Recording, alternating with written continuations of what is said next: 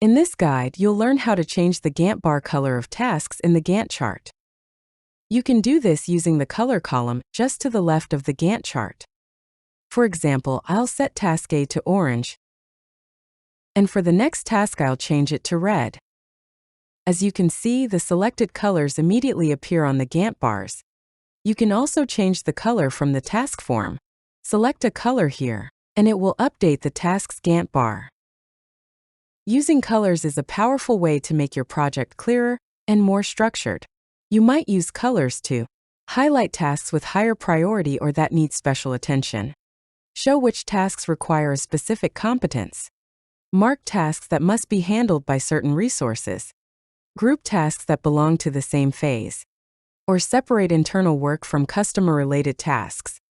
By assigning colors with a purpose, you make the Gantt chart easier to understand at a glance and help your team immediately see what needs their attention.